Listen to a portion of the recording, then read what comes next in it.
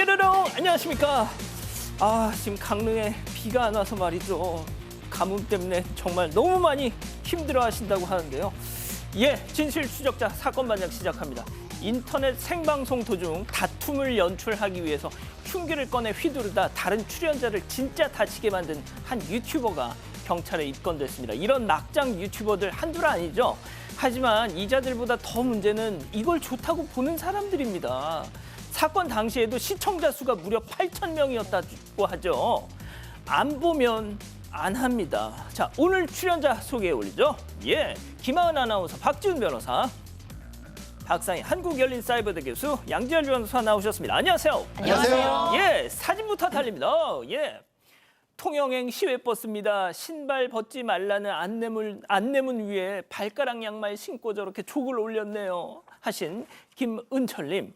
자, 제주에서 진도 가는 여객선입니다. 사반에서나 보던 걸 진짜로 보니 너무 신기해서 찍어봤어요. 하신 최두훈님. 자, 속초의 한 해수욕장입니다. 어떤 여성이 바다에 들어가서 담배 피우고 있어요. 저렇게까지 피워야 됩니까, 저걸? 과태료 좀 걷어가세요. 하신 최석원님. 자, 생수를 주문했는데 물이 흥건한 거예요. 뭐지 하고 봤더니 주사기 구멍 같은 게 나 있지 뭡니까? 이거 무서워서 다 버렸어요. 하신 이윤희님. 자, 여수 웅천입니다. 용이 입을 벌리고 승천하는 모습일까요? 아니면 뿌이 손가락일까요? 하신 박동규님.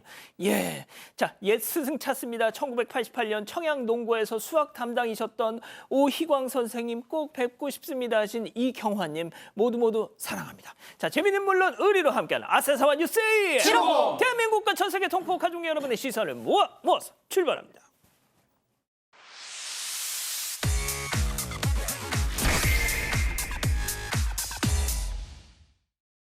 첫 번째 가볼까요? 현재는 헤어진 사이다. 자, 지난주에 이 배우 송다은 씨가 본인 SNS에 이 BTS 지민 씨와의 영상을 올리면서 한때 이게 뭘 의미하느냐 놓고 설왕설래가 많았죠. 자, 논란 나흘 만에 지민 씨 측 입장이 전해졌습니다. 네, 맞습니다. 지난달 27일에 배우 송다은 씨가 SNS 계정에 방탄소년단 멤버 지민의 집 엘리베이터 앞에서 찍은 영상을 올리면서 두 사람의 열애설이 제기됐었는데요. 지민 측에서 별다른 입장을 표명하지 않고 있다가 논란 4일 만에 입장을 밝혔습니다. 과거 교제했던 사이임을 인정하면서도 현재는 헤어진 사이라고 밝혔는데요. 지민의 소속사 측은 입장문을 통해서 상대방을 존중해 그동안 입장을 밝히지 않았지만 여러 추측성 보도와 사실과 다른 루머가 난무함에 따라 최소한의 사실관계에 대해 밝힌다. 이렇게 입장 발표가 늦어진 이유를 설명했고요. 과거 호감을 갖고 인연을 이어왔으나 해당 시점은 수년 전 과거이고 현재는 교제하는 사이가 아니라고 둘의 관계에 대해서 명시했습니다. 이어서 사생활에 대한 무분별한 추측은 삼가해달라며 함께 거론되는 상대방에게 피해를 끼칠 만한 행위도 자제를 부탁한다고 덧붙였습니다. 송다은 씨는 왜 옛날 영상을 뜬금없이 올리면서 이런 논란을 자초한 건지 좀 궁금합니다. 네, 그래서 이제 대중들의 반응이 엇갈리고 있어요. BTS의 팬들은 이거 너무 일방적인 열애선 폭로, 너무 상대방에 대해서 지민에 대한 배려가 없는 것이 아니냐라는 얘기가 있고요. 또 이제 다른 분들은 그 팬들이 계속해가지고 너무 악플을 다니까 이 송다은 씨도 잇따른 악플 때문에 너무 사실 확인을 해주고 싶다 보니까 지금 이렇게 폭로한 것이 아니냐라는 의견도 있습니다. 어쨌든 예전에는 이렇게 송다은 씨가 자기의 이제 열애설을 셀프 폭로를 한 적이 있었지만 그때는 지민 쪽에서 아무런 입장이나 대응 발표가 없었는데 이번이 첫 대응이고요. 이것과는 별개로 많은 팬들은 지금 BTS의 봄에 나올 완전체 컴백을 기다리고 있습니다. 그렇군요. 좋습니다. 다음 이어가죠. 배달하다가 날벼락입니다. 자, 한밤중 배달을 하던 기사에게 생긴 황당한 일 제보 영상 만나보시죠. 자, 우당탕탕 헬멧 쓴 채로 바닥에 고꾸라진 남성, 그 앞으로 다가온 또 다른 남성, 배너를 남성에게 펑! 자, 그리고 부러진 막대를 집어들더니 또 내동댕이 칩니다. 이번엔 음식물 쓰레기통을 또 집어들고 또 그걸 팡! 자, 고통스러운 남성을 두고 저걸 확 던지고 에이 하면서 자리를 저렇게 떠납니다. 아니 이게 무슨 상황이죠, 양 변호사님? 일단 이 사건을 제보한 분이 저기 폭행을 당하고 계신 배달기사 분입니다. 오늘 새벽 1시예요. 중랑구의 도로에서 배달 일을 가고 있는데 인도에 있던 남성이 손짓을 하더라는 겁니다. 그래서 가서 무슨 일이냐고 물어봤더니 10,000원 줄 테니까 집에까지 좀 태워다 달라고 했답니다. 에?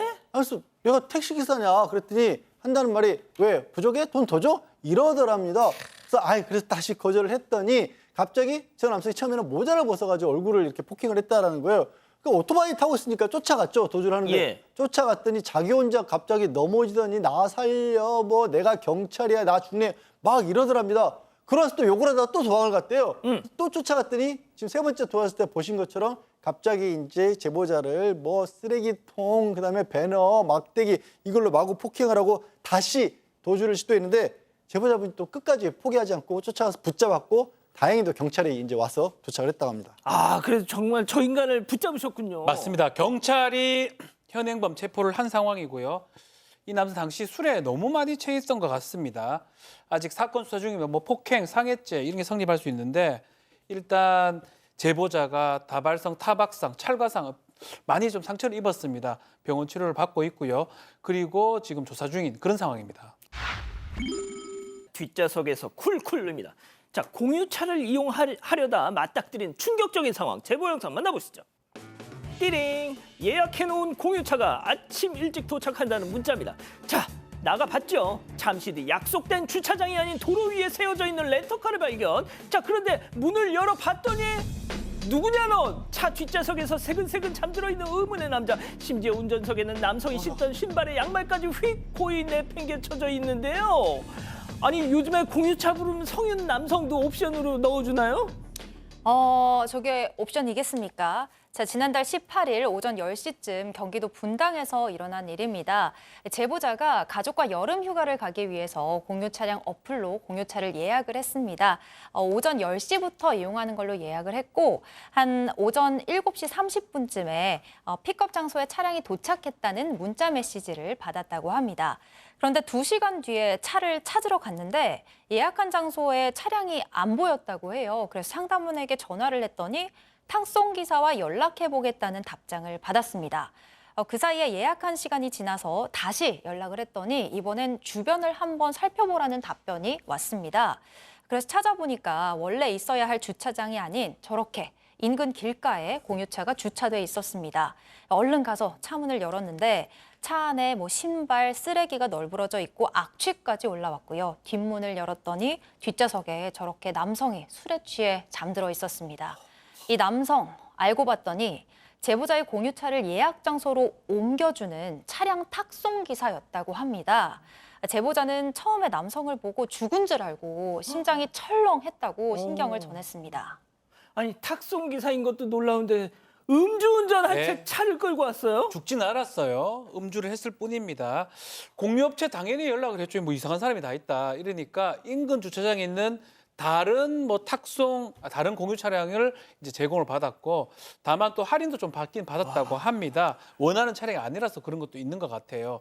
말도 안 되니까 문제 제기를 했습니다. 어떻게 음주운전한 게 말이 되냐라고 얘기하니까 자신들이 탁송 기사는 업체에 음주한 적 없다라고 하면서 징계를 하겠다라고 얘기를 했다라고 합니다. 아마 블랙박스 보면 지금 다 알 수 있거든요, 사실은. 그럼요. 술을 했는지 안 했는지, 운전했는지 안 했는지. 이런데도 애매하게 처리한 게 답답하다라는 게 제보자의 설명입니다. 맨날 술이야. 아, 집단 지성의 판단을 받아보고 싶으시다면서 제보해 주신 사연 함께 들어보시죠. 안녕하세요. 저는 결혼 10년 차이자 2아이의 엄마인 30대 여성입니다. 남편은 술을 좋아해서 연애 때부터 같이 자주 술을 마셨어요. 그런데 결혼 후 제가 임신을 했을 때도 남편은 날마다 술을 마시더니 출산 이후에도 육아를 도와주진 않고 매일 술을 마셨습니다. 집에서 혼자 마시기도 하고 저랑 같이 마시기도 하는데요. 제가 종종 다음날 아이들 등원 준비해야 해서 못 마신다고 거절하면 그게 뭐 얼마나 힘들다고 그러냐며 서운해 하더라고요. 또 문제는 평소에는 적당히 조절해서 마시던 술을 종종 친구들과 만나서 마실 땐 조절하지 못하고 고삐 풀린 망아지처럼 마신다는 겁니다. 남편이 교대 근무라 야간에 일할 때가 많은데 제가 술 좀 조절해서 마시라고 잔소리하면 나는 일이 힘드니 술 마시는 게 유일한 힐링이라고 당당하게 말합니다. 집에서 쉴 때마다 술만 마셔대니까 당연히 집안일은 거의 도와주지 않고요. 청소며 빨래, 설거지, 요리, 육아까지 모두 제가 전담하고 남편은 음식물 쓰레기만 버려주는 정도입니다. 제가 좀 도와달라고 하면 식기세척기, 세탁기, 건조기가 하지 않냐고 하네요. 예전에 남편이 설거지를 도와준 적이 있는데 깨끗하게 하지 않아서 제가 다시 해놨더니 그 이후론 어차피 내가 해도 네가 다시 하지 않냐며 안 하는 게 도와주는 거란 말까지 합니다. 저희는 맞벌이라서 저도 매일 일을 하는데 집안일은 안 돕고 술만 마시는 남편 이렇게 놔둬도 되는 겁니까?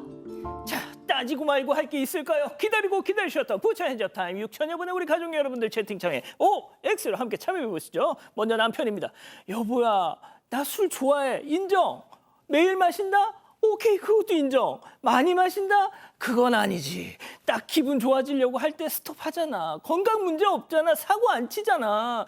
3교대 근무 무지하게 힘들다 그거. 술 한 잔 아니면 잠을 못 자요 내가. 막말로 당신도 애 때문에 못 마시는 거지. 신혼 때 매일 같이 마셔놓고 왜 이래 이거 동그라미. 그렇습니다. 다음 사연자 아내예요. 그래, 나도 신혼 때 당신이랑 같이 마셨지. 근데 애 낳고 나이 들면서 난 조절하잖아. 나처럼 당신도 조절하라고. 포금을 하든 안 하든 매일같이 술 마시면 너 간이 남아 나겠니? 너 만사 귀찮아하고 움직이기 싫어하는 거 그거 네 몸이 예전 같지 않다는 방증이야. X. 그러니까요, 양 변호사님. 술에는 장사 없다는 말도 있기도 하고요.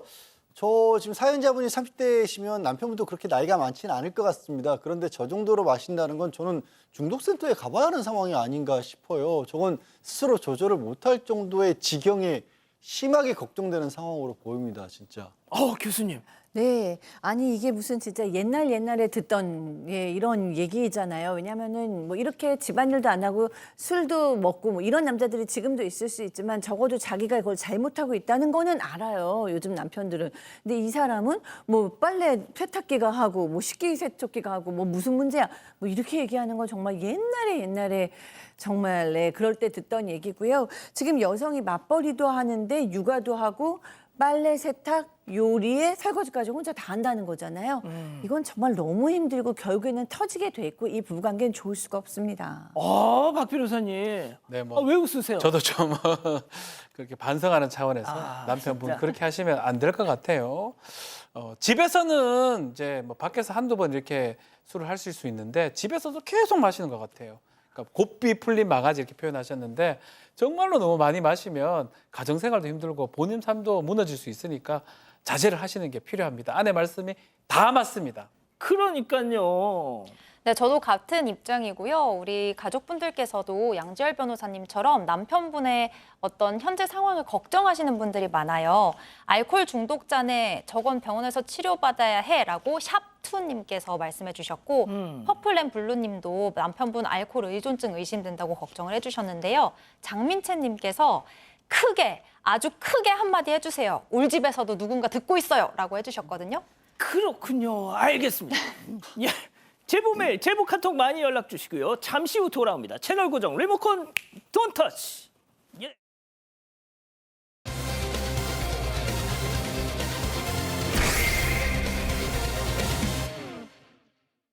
아버지의 발인을 마친 가족들이 식당에서 식사를 하던 중 한 승용차가 돌진하는 사고가 발생했다는 제보입니다.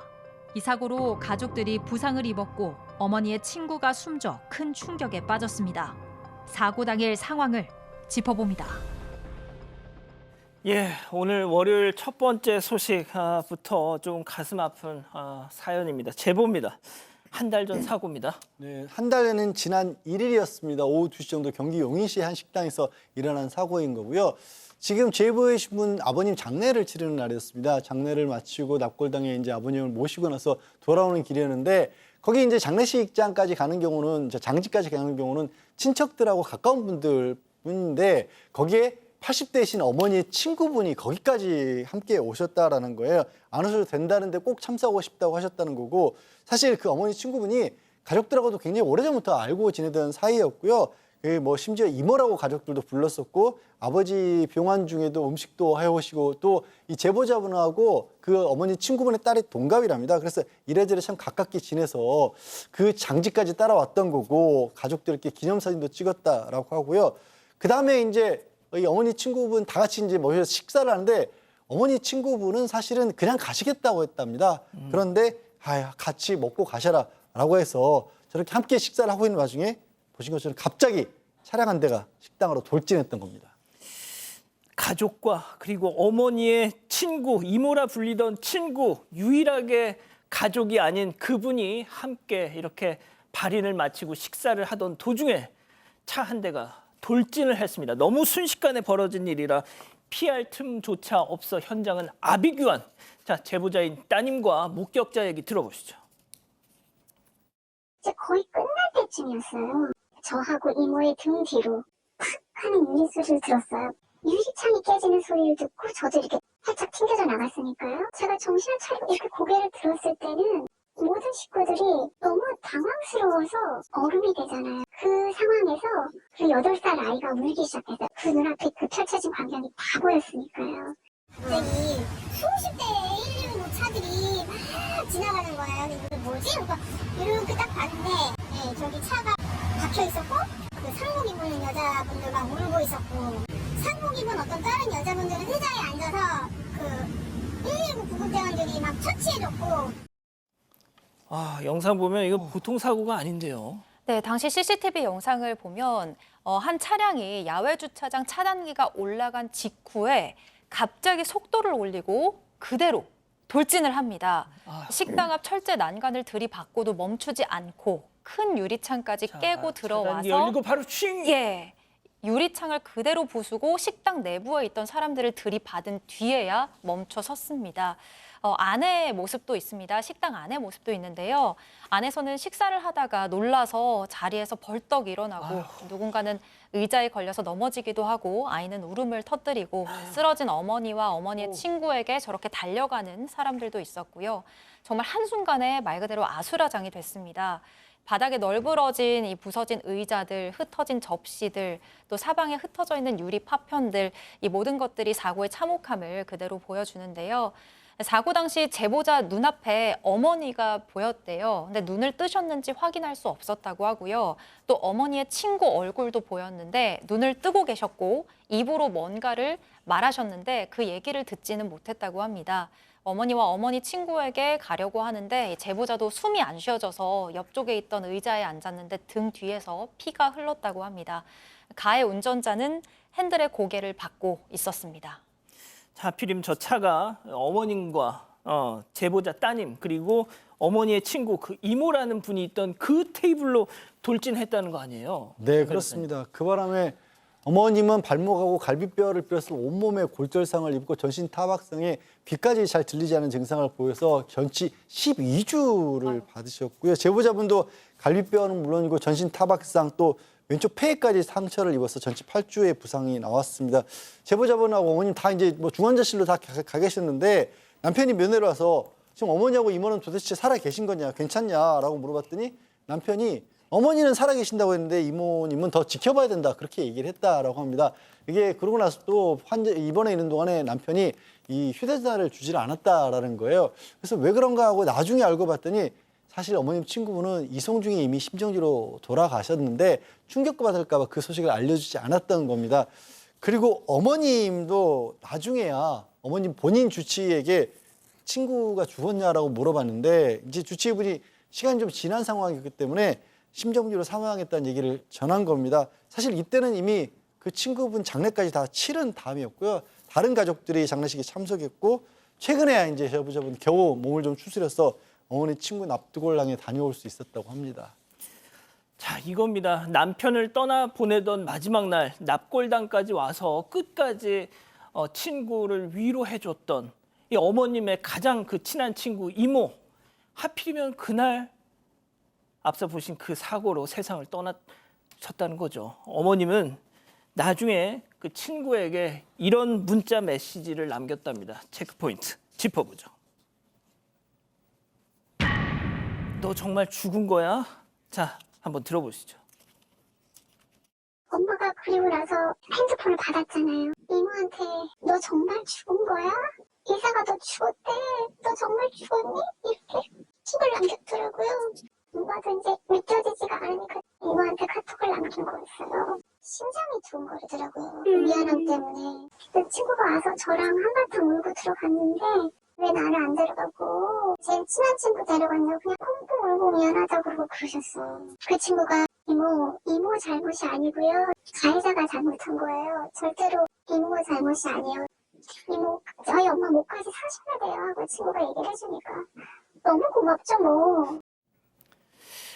아유 참 이런 일도 있습니다. 이게 네, 정말 지금 80대 절친인데 10대부터 친했다면 둘 관계는 친구를 넘어서 일종의 분신 같은 존재였을 거예요. 그런데 남편이 이제 세상을 떠나신 후에 바로 이어서 전체 친구까지 이렇게 없어졌다는 사실을 어머니는 도저히 받아들이실 수가 없었던 것 같습니다. 그래서 나중에 보니까 그 친구한테 문자를 보내셨다는 거예요. 너 진짜 죽은 거야? 의사가 너 죽었다는데 너 정말 죽었니? 이렇게 보내신 거예요. 친구 얘기는 하지도 않으시고 밥도 잘 못 드시고 의욕도 없이 멍한 상태로 지나셨대요. 왜 안 그렇겠습니까? 그러다 이제 이 친구, 이 이모님의 딸이 이제 이 병문안으로 오겠다고 연락을 했는데 너무 마음이 무거운 거예요. 너무 미안하고 죄책감이 들어서 마음이 너무 떨리고 있는데 이 친구의 그 이모님의 딸이 왔습니다. 근데 제보자가 너무 미안하니까 내가 식사 안 하신다 그랬는데 이모한테 같이 식사하시자고 조른 거, 그다음에 하필이면 그 자리에 앉혀드린 거 이것도 너무 미안하다. 그리고 우리 남편도 그 하필이면 그 음식점을 예약한 것도 너무 미안하다고 한다라고 얘기하셨고요. 이 어머니께서는 왜 나를 안 데려가고 내 친구를 데려갔는지 모르겠다 그러고 그렇게 많이 우셨대요. 그런데 그 얘기를 들은 그 이모님의 딸이 도리어 더 위로를 한 거죠. 본인도 괴로울 텐데 어머니 잘못 없고 이모 잘못 없고 가해자가 잘못이다. 저희 엄마 목까지 사세요. 이렇게 얘기했다고 합니다. 지금 이제 나오는 저 사진이 돌아가신 그 이모분의 납골당에 안치된 그 모습이고, 박 변호사님 네. 정말 그냥 식사 안 하고 가시겠다는 이모를 굳이 구태여 야, 밥 먹고 가. 너 여기까지 와서 고마운데 너 그냥 보내면 안 되지 해가지고 했는데 이런 일이 벌어진 겁니다. 사고가 난 겁니다. 자, 이제 또 가해 운전자 얘기를 하지 않을 수가 없는데요. 가해 운전자는 60대입니다. 사고 영상 봤지만 차단기가 열리자마자 정차하지 못하고 바로 가면서 부딪히는 모습을 이렇게 보입니다. 사실은 이 사고 이후에 이 남성이 운전석에서 걸어 나왔다고 하고요. 조사는 받았다고 합니다. 당일 기가 조치가 됐다고 해요. 일단은 급발진 얘기를 계속 하고 있어서 급발진 여부를 파악하기 위해서 국가수 연구원에 차량 감정을 이제 보냈는데 아마 2, 3개월 정도 소요가 된다고 합니다. 일단 음주운전이나 약물 복용하고 운전한 것은 아닌 걸로 지금 보이고, 다만 이제 12대 중과실에는 해당하지는 않지만 사망사고 발생했기 때문에 교통사고 처리특례법상의 치사 혐의로 지금 입건된 상황이고요. 이 가해자나 이쪽에서는 아직까지 사고 이후에 사과한 적은 없다고 합니다. 참 급발진 급가속이 왜 하필 저렇게 차단기가 올라가자마자 다 그런 증상이 발현했을까요? 그 들어오기 전까지는 아무 문제 없이 오다가 모르겠습니다. 저는 양 변호사님. 글쎄요, 제보자분은 얼마나 답답하시겠어요. 사실 어머님 장례 마쳤으니까 지금 애도하고 고인의 남은 부분을 뭐 정리하고 이래야 될 상황인데 그러기는커녕 지금 장례식장에 병원에 경찰서까지 왔다 갔다 하면서 정신없이 보내고 계시고 다친 가족들도 많이 있어요. 저기 이제 아버님 장례식이었으니까 친척들이 많이 모였을 거 아니에요. 지금 정부에서 통해서 총 11분이 입원이나 통원 치료를 받고 계시다라고 합니다. 가족들 대부분이 얼마나 큰 상처를 입었겠습니까? 사고 트라우마가 굉장히 심각하다고 하고, 또 아까 박 변호사도 얘기했지만 문제가 이게 차단기 내부부터는 도로가 아니에요. 그러니까 이게 형사처벌도 안 되는 거고 제재할 방법도 가해자한 처벌도 안 되고 손해배상을 법적으로 받기도 어려운, 물론 받을 수 있으나 그게 보장이 안 되는 상황인 겁니다. 그래서 도대체 이 상황을 어떻게 해야 될지, 이게 아까 보셨지만 도로에서 몇 미터 안 들어와서부터는 그냥 다른 사람 개인 땅이라는 이유로 도로교통법 적용이 안 되니까, 그래서 이 부분을 해결해 달라는 이 국민청원을 올려놓고 있다고 합니다. 자, 저희 방송 끝나면 올라갈 이 유튜브 영상 클립 아래 저희가 이 제보자께서 하신 이 국민청원 게시판 이 링크를 달아 놓겠습니다. 마음을 보태고 싶으시면 함께 해 주십시오. 첫 번째 사건 정리하고요. 두 번째 이어갑니다.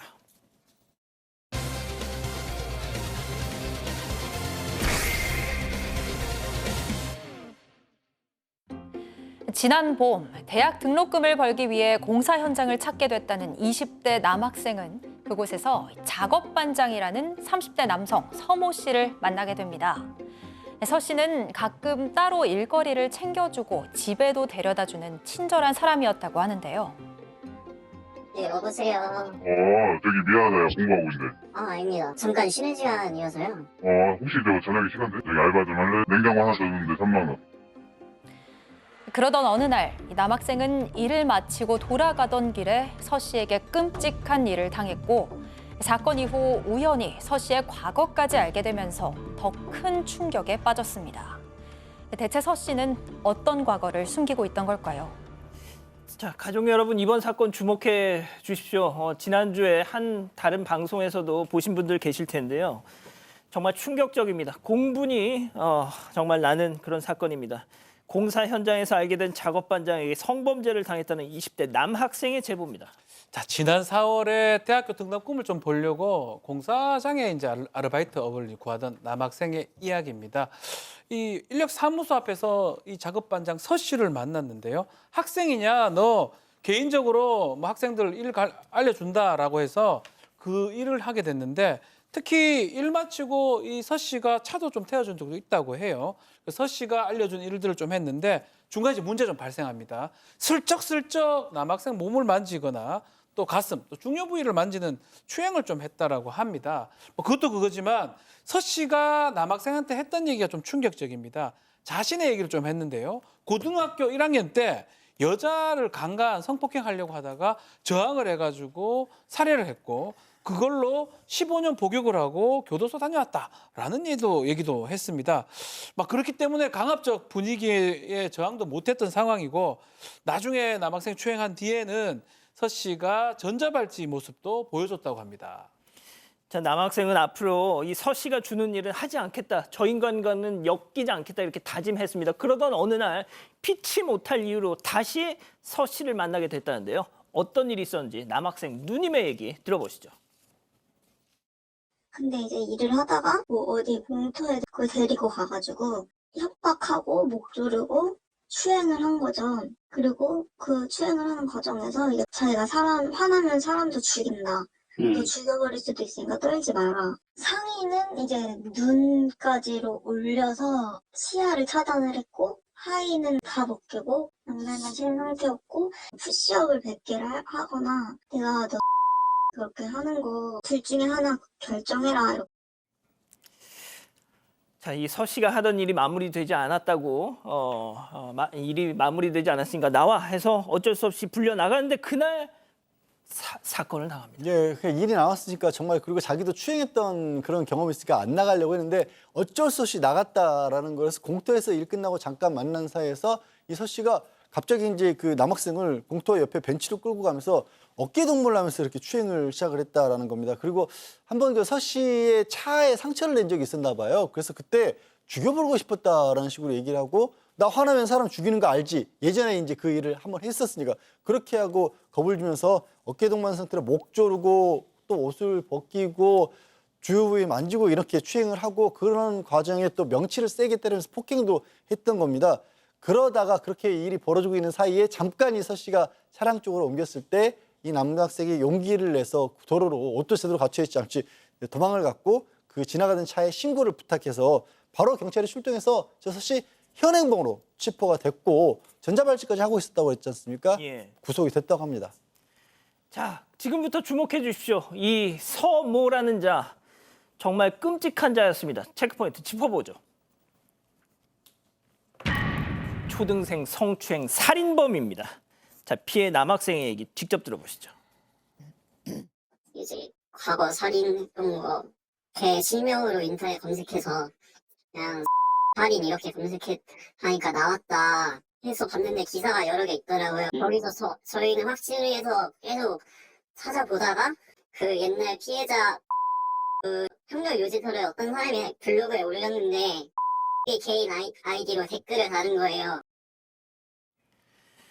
자, 교수님, 20년 전 초등생을 성추행하고 살해한 살인범이었습니다. 네, 정말 끔찍합니다. 이 남학생이 어렵게 가족에게 털어놓았어요, 이 얘기를. 그랬더니 남학생의 아버지께서 이제 검색을 시작하셨습니다. 이 사람 좀 이상하다.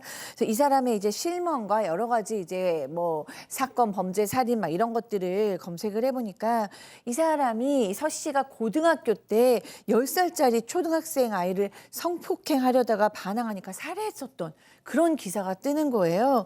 그 내용도 너무 끔찍합니다. 본인이 같이 태권도장에 다니던 어린 10살짜리 아이한테 이제 성충동을 느껴서 그 아이를 동네 한 바퀴만 돌자라고 말한 다음에 공터로 데려가서 성폭행을 하려다가 아이가 막 반응을 하니까 그때 이제 그들 또 흉기도 갖고 다녔대요. 그 흉기를 꺼내서 위협하다가 결국에는 수행도 하고 결국에 이제 살해를 한 사건입니다. 나중에 이 기사에 어떤 사람이 댓글을 달았대요. 이 사람은 그냥 두면 안 된다. 뭐 사형을 시켜야 된다. 뭐 이런 댓글이었나 봐요. 그랬더니 이 서 씨가 본인의 아이디로 그래 한번 죽여봐라. 자신 있으면 한번 해봐라. 이런 식의 또 댓글을 달았다고 합니다. 저희가 2005년 그 초등생 성추행 살해 사건 당시 판결문을 확인했습니다. 정말 잔인했습니다. 네, 더 충격적인 게 있는데요. 이 고등학생이었던 서 씨, 초등생을 살인하기에 앞서서 3명의 초등생을 성추행한 전적도 있었습니다. 당시 서 씨가 미성년자라는 이유로 처벌도 받지 않고 기소유예로 끝났었는데, 그러니까 살해당한 피해 아동이 4번째 피해 아동이었던 겁니다. 이에 재판부는 서 씨가 만 16세에 불과하지만 성추행으로 기소유예를 받은 지 4개월 만에 또다시 초등생을 성추행하려다가 살해했다면서 징역 15년을 선고했습니다. 피해 아동의 유족에 따르면 서 씨는 살인을 하기 전, 그러니까 3번의 성추행을 했을 때 다니던 고등학교에서 징계도 받지 않고 어리다는 이유로 기소유예로 계속 풀려났었다고 합니다. 4번째 범행을 저지른 뒤에는 서 씨가 범행 사실이 알려지게 될까 봐 두려운 마음에 직접 피해 아동을 살해해 버렸다고 진술했습니다. 당시 서 씨는 징역 15년을 받고 복역을 한 뒤 지난 2020년에 만기 출소했습니다. 초등학생을 죽였을 때 나이가 17살이었습니다. 15년을 꽉 채워서 살아서 나왔어도 32살이었습니다. 이 서모, 이 피해 아동의 아버지에게 출소 직전에 직접 손편지를 보냈습니다. 이 피해 아동의 아버지 얘기 들어보시죠. 전자발찌 때문에 편지를 썼던 거고, 전자발찌는 남들한테 성범죄자라는 게 낙인 찍히니까 그놈이 그렇게 저기를 했던 것 같아요. 전자발찌 안 치라고. 아버님께서 무슨 뭐 탄원서 뭐 그런 거라도 쓰길 뭐 네, 그린 것 같아. 약간 가지고 논다는 느낌? 얘가 완전히 잔머리를 굴려서 피해자 가족을 농락하는 느낌. 외딴 섬에다가 8 성폭행범들만 지들끼리 먹고 살게끔 해서 하는 교도소를 만들든지. 이건 영구적으로 나오면 또 그래요, 얘들은. 저도 저 편지 읽어봤는데요. 박 변호사님 네. 내용 좀 소개해 주시죠. 자, 이 편지가 서 씨가 출소를 얼마 안 앞둔 그 시점에 본인이 썼던 겁니다. 그 내용 중에 내가 언제 출소된다. 그리고 전자발찌 재판을 이제 기다리고 그때 법이 바뀌어서 그런 것 같아요. 그러고 있다면서 얘기를 하는데 피해 아동의 넋이 생각난다라고 재판장한테 반성하는 모습이긴 한데 뒷부분이 좀 충격적이에요. 전자발찌를 단 순간에 여러 편견에 맞서 살 예정이다. 부디 자기가 잘 이겨낼 수 있도록 노력할 수 있도록 지켜봐달라라고 하면서 마지막에 어떤 게 있냐면 피해 아버님 연락처 달라라고 지금 요청을 합니다. 사실은 이렇게 편지 쓴 목적이 혹시나 탄원서를 써주는 걸 바란 게 아니냐라고 해서 피해 아버님 입장에서 상당히 농락당했다는 기분이 들었다고 하고 결국 2020년에 출소 이후에 전자발찌를 차게 됐고요. 5년 뒤에 지금처럼 공사 현장에서 20대 지금 남학생 성추행을 한 혐의로 또다시 재판을 받게 됩니다. 자, 다시 그냥 정말 간단하게 정리해 드릴게요. 내 생때 같은 내 새끼를 죽인 살인범이 편지를 써서 아버님 연락처 좀 알려주세요. 그런 편지를 보낸 겁니다, 지금. 네, 그렇습니다. 정말 끔찍한 상황이고 이런 상황에서 이 사건이 알려지고 사실 유족 입장에서는 그때 일을 다시 떠올리기조차 괴로울 텐데 하지만 이 유족들, 초등학생 피해자의 유족들 그리고 이번에 또 이 일을 겪은 남학생이 다 인터뷰를 또 응해줬습니다. 다른 게 아니라 강력하게 좀 처벌을 해달라라는 겁니다. 왜냐하면 서 씨가 이게 뭐 출소한 다음에 뭐 RC 모형 동호회라든가 아니면 차량 동호회 이런 데서 굉장히 활발하게 활동을 해서 그 동호회에 있는 사람들은 그 아이들을 알 정도라고 합니다. 그리고 공사 현장에서 다른 학생들을 또 이렇게 대상으로 일자리를 주고 그랬지 않습니까? 그러면 5년이나 이미 흘렀기 때문에 또 다른 피해자가 있을 수도 있다라는 겁니다. 물론 이 범죄 전력도 있고 전자발찌도 착용한 상황이라고 하지만 이게 어쨌든 성추행이라는 게 법정형의 한계가 있으니까 만약에 피해자들이 다른 여러 또 있는데 동성에게 성추행 당했다든가 이런 때문에 혹시 수치심 때문에 못 나오고 계신다면 좀 나와달라는 겁니다. 그래야 조금이라도 더 여러 명의 피해자가 있으면 그만큼 벌이 무거워지니까 강력하게 처벌할 수도 있을 것으로 기대를 하고 있는 겁니다. 동성 성폭력 피해자가 분명히 그 수치심에 말을 못하고 계시는 분들이 계실 것이다 해서 이 피해자 유족 그리고 이번 사건의 피해자 가족께서 용기를 내주셨습니다. 자, 두 번째 사건 마무리하고요. 별별 상담소 이어갑니다.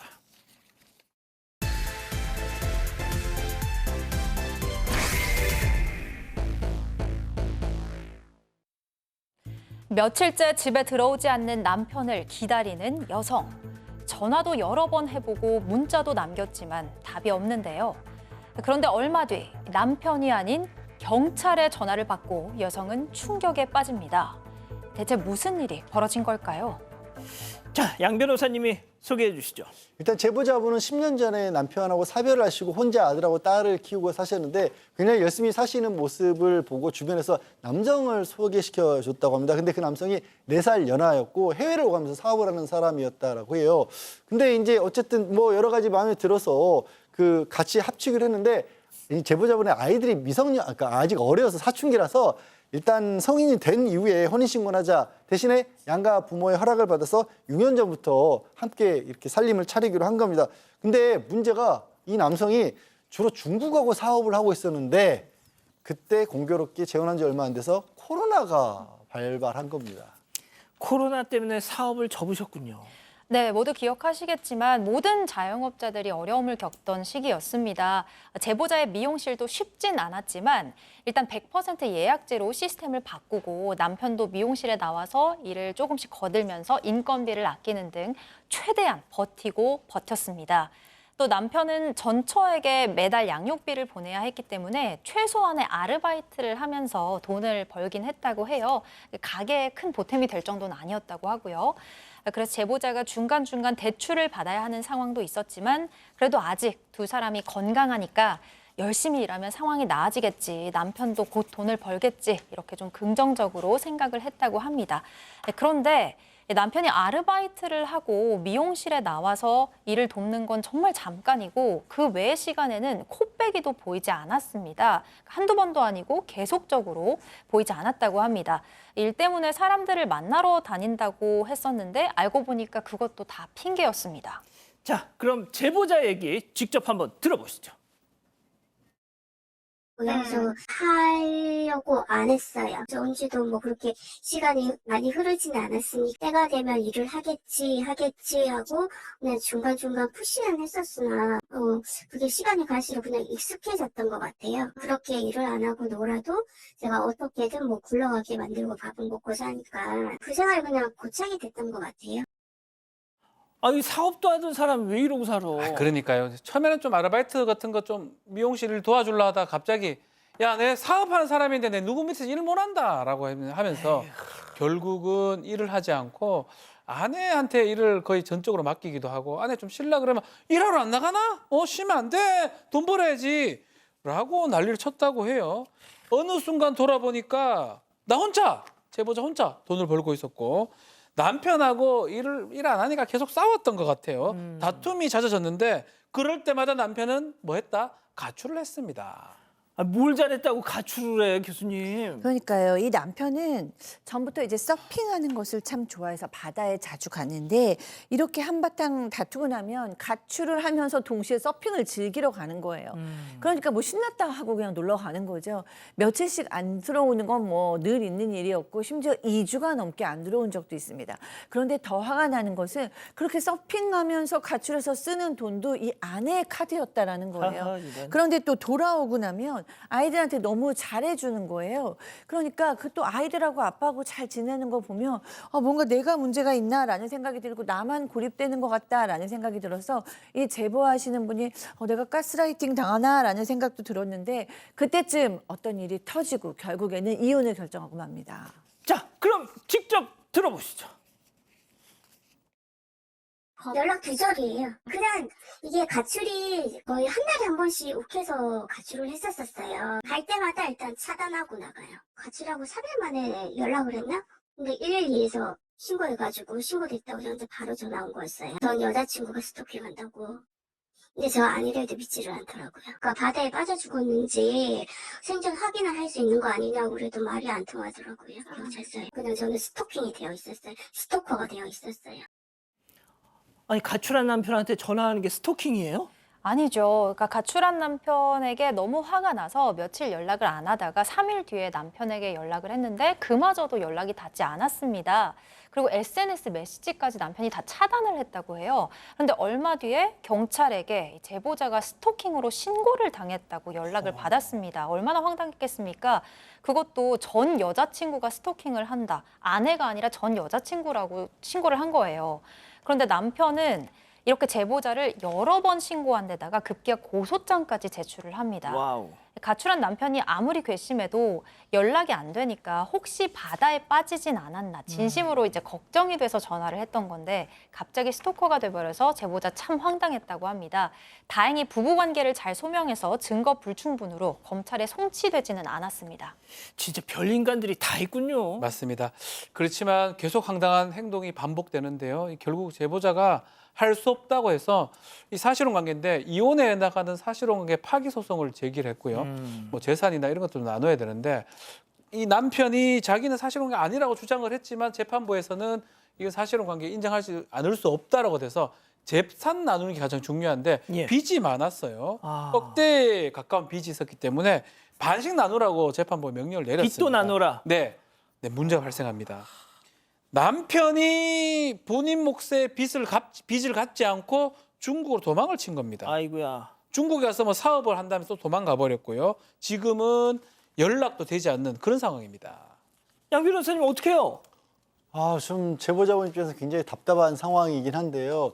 문제가 있습니다. 이게 사실혼 관계인데도 재산 분할을 인정을 했다라는 건 이게 이 빚이 한 사람이 일방적으로 진 게 아니라 공동 책임이라는 얘기거든요. 그러니까 돈을 빌려준 사람 입장에서는 이거는 저 남편 몫이니까 남편에게만 받아 이렇게 할 수 있는 건 안 되는 겁니다. 그러니까 이 전 남편이라는 사람이 빚을 안 갖고 있는 사이에 이거 자체가 빚이 커지고 더 그 공동의 빚 몫이 커지는 거라서 일단 뭐 먼저 갚으신 다음에 그 내용을 가지고 남편에게 나중에 받아내는 수밖에 없어 보입니다. 교수님 뭐 뾰족한 수가 없는 거네요, 일단은. 그러니까요. 정말 이 마음도 너무 안 좋습니까? 이 남자는 그러니까 문제가 터지면 가장으로서 문제를 해결하는 것이 아니라 이제 회피를 해서 문제를 더 상황을 악화시키는 그런 패턴을 보이고 있어요. 이 스토킹 문제도 이 극단적인 회피와 이 극단적인 무책임 이 문제가 이제 해결된 것 같아요. 그래서 이런 거죠. 내 잘못이 아니고 네가 들들 볶는 네가 문제야라고 이제 가스라이팅을 하는 상황입니다. 근데 이 아내는 이 현실의 빚도 문제지만 이 마음도 얼마나 무너지겠어요. 거의 외상적 경험입니다. 이 정도 되면 정말 남편한테 스토커로 고발을 당하고 배신을 느끼고 정말 자괴감을 느끼고 억울하고 이런 감정이 굉장히 힘들 것 같아요. 근데 아내가 연락이 안 되고 가출한 남편한테 문자하고 전화하는 게 스토커일 수가 있습니까? 전혀 아니죠. 그러니까 아내의 잘못이 없기 때문에 아내께서는 조금이라도 내 잘못이 있었나? 내가 가스라이팅 당한 건가? 이런 생각보다는 자존감 회복에 힘쓰셨으면 좋겠습니다. 그러니까요. 자, 별별 상담소 마무리하고요. 글로벌 픽 이어갑니다.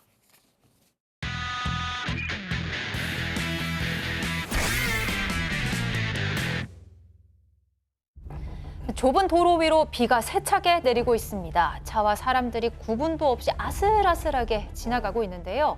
자, 이때 돌과 흙이 와르르르 도로 위로 쏟아집니다. 자, 지나가던 사람들이 깜짝 놀라서 물러서고 반대편에서 오던 오토바이는 꽈당 넘어지고 마는데요. 또 돌이 쏟아질세라 아파할 틈도 없이 얼른 몸부터 피합니다. 산사태? 맞습니다. 연일 이어진 폭우 때문에 갑자기 산사태가 일어났던 건데요. 오토바이에 무려 3사람이 안전장비도 없이 타고 있었는데 정말 다행히도 큰 부상은 없었습니다. 그러네요. 헬멧도 안 쓰고 있어서. 다음 이어갑니다. 자, 카페 안으로 두 남성이 들어오는데요. 곧장 바 테이블에 뭔가를 콸콸콸 붓더니 순식간에 불이 확 쏟습니다. 아니 왜 불장난을 해? 자, 무시무시한 불을 내버린 남성은 유유히 밖으로 이렇게 떠나버리고요.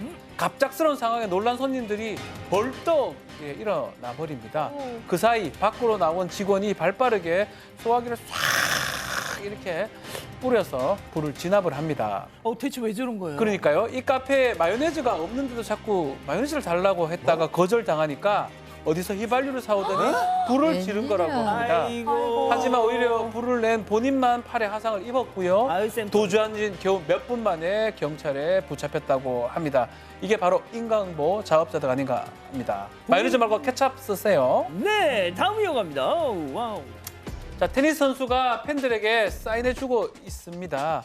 모자를 벗어서 아이에게 내민 그때 옆에서 쓱! 웬 남성이 낚아채 버립니다. 아이가 뭐라고 좀 따져보죠. 와이 그냥 무시한 채로 모자를 아내의 가방에 이렇게 넣어버립니다. 뒤늦게 이 사실을 알게 된 선수가 아이를 다시 만나서 새 모자를 주고 함께 사진들이 찍어줬다고 합니다. 하지만 상황은 그렇게 훈훈하게 마무리가 되지 않았습니다. 왜요? 자, 문제의 남성. 한 회사의 CEO였다는 게 알려진 후로 많은 비난이 쏟아졌는데요. 근데 사과하기는커녕 인생은 선착순이야! 라면서 비난에 대한 법적 조치까지 하겠다는 겁니다. 안 그래도 들끓는 여론에 기름을 부은 꼴이 됐는데 야, 이제라도 사과해라. 그러니까요, 사과하세요. 양 변호사님. 불매운동 가야죠. 예? 불매운동 가야죠. 불매운동 좋습니다. 예. 자, 사랑하는 사건반장 가족 여러분, 시원한 밤 보내시고요. 저희는 내일도 4반 750 저녁 7시 50분에 다시 옵니다. 안녕히 계십시오.